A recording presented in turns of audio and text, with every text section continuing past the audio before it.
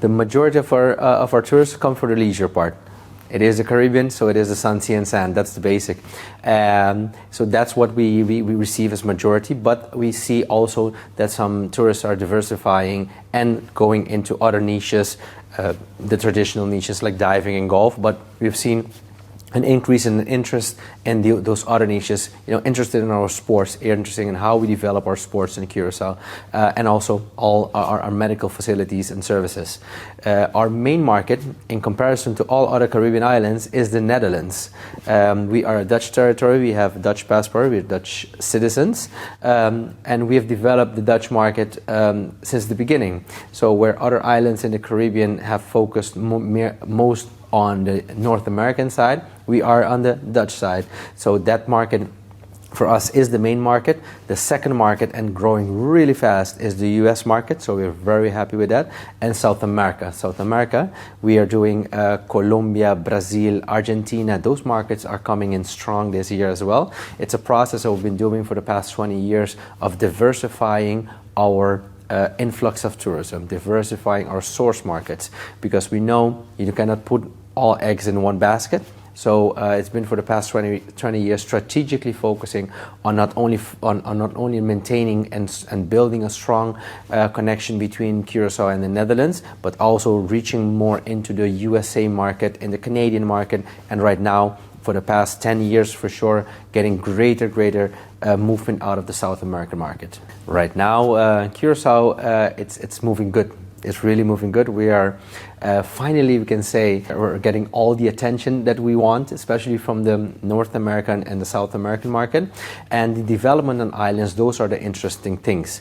We're actually finalizing in a couple of weeks our carrying capacity study, because as we grow, we want to grow in a sustainable manner. And that's a very important part for us, to maintaining our characteristics, our identity, our uniqueness of what makes us Curaçao people and the Curaçao island, that we want to preserve, and that carrying capacity will help us, guide us through that.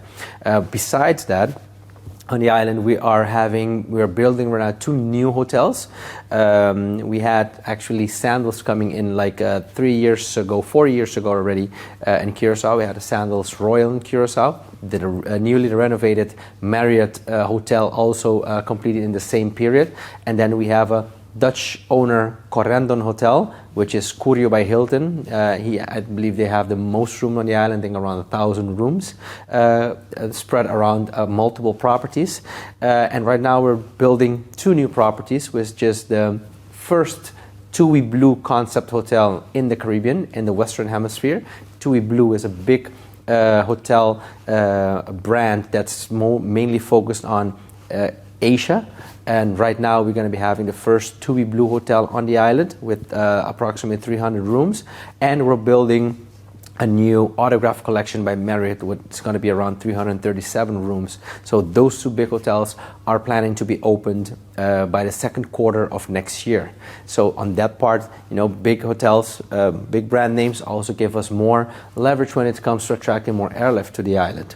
And besides that, our island is well known for alternative accommodations. So let's call it the Airbnbs, that's brand, but we have a lot of alternative accommodations, and that's one thing that's booming right now in Curaçao, having a lot of investors investing in these alternative accommodations, because it's really simple and easy to buy a property in Curaçao, to buy an apartment in Curaçao, and putting that into a rental pool to be rented. So that's also a big boom right now on the island. So that means that, from the accommodation side, we're doing very, very, very well.